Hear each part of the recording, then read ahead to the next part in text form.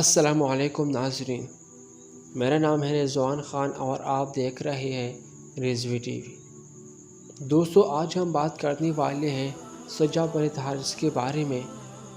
یہ مدینہ نبوت کا دعویٰ کرنے والے پہلے خاتون تھے جو کہ بعد میں تائب ہو کر دائرہ اسلام میں آ گئے تھے۔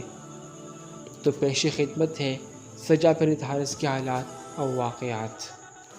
یہ عورت اپنے زمانے کے مشہور کانا تھے، نہایت پسیحہ و بلیغہ اور بلند حوصلہ عورت تھے، مذہب عیسائی تھے۔ سجا کو اپنی فطرت اور باکمال خوبیوں پر بہت ناز تھا۔ ایک دن اس نے سوچا کہ مسلمہ کذاب جیسا 100 سالہ بوڑھا نبوت کا دعویٰ کر کے بااقتدار بن گیا ہے تو مجھے بھی اپنی خوبیوں سے فائدہ اٹھانا چاہیے۔ جیسے ہی اس نے سید المرسلین صلی اللہ علیہ وآلہ وسلم کی وصال کی خبر سنی تو دعوی نبوت کر دیا۔ چونکہ جناتی طاقت اور تحریر اور تقریر کے فن پر اس کو عبور حاصل تھا، لہٰذا اس نے بہت جلد بنی تغلب اور بنی تمیم کے بڑے بڑے سرداروں کو اپنا ہم نوا بنا لیا۔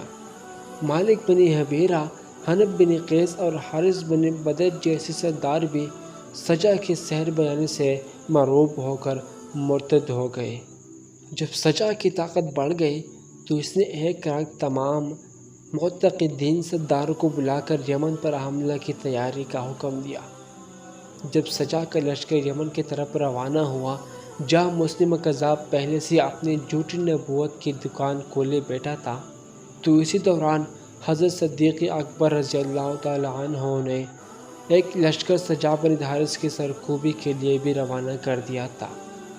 لشکر اسلام کچھ فاصلہ آگے بڑھا تھا کہ معلوم ہوا کہ نبوت کے دو جھوٹے دعوے داروں کے درمیان تصادم ہونے جا رہا ہے، تو لشکر اسلام وہیں رک گیا۔ ادھر مسلمہ کذاب کو جب سجا کو حملے کی خبر ملی تو وہ سخت پریشان ہوا، کیونکہ اس کو معلوم تھا کہ سجا بہت ہوشیار اور حوصلہ مند عورت ہے۔ اس لیے اس نے تحائف کے ساتھ راستے میں ہی سجا بنت حارث سے ملاقات کی اور اسے اپنے جال میں پھانس لیا، اور دونوں نے 3 دن تک مسلمہ کذاب کے خیمے میں اپنی نبوت پر بحث و مباحث کے دوران داد و عشق کے دور گزارنے کے بعد نکاح کر لیا۔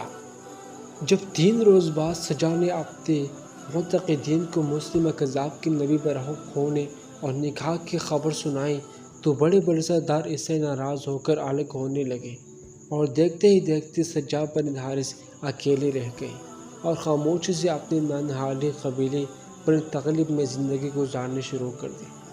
جب حضرت امیر معاویہ رضی اللہ تعالیٰ عنہ کے زمانے میں 1 سال قحط پڑا تو انہوں نے بنی تغلب کو بصرہ میں آباد کر لیا۔ سجا بنت حارث بھی ان کے ساتھ یہاں آباد ہو گئی اور توبہ استغفار کر کے دوبارہ مسلمان ہو گئی۔ انتہائی دینداری، پرہیزگاری اور ایمانی کیفیت میں ان کا انتقال ہوا۔ بصرہ کے حاکم اور صحابی رسول سمرہ بن جندب رضی اللہ تعالیٰ عنہ نے ان کی نماز جنازہ پڑھائی۔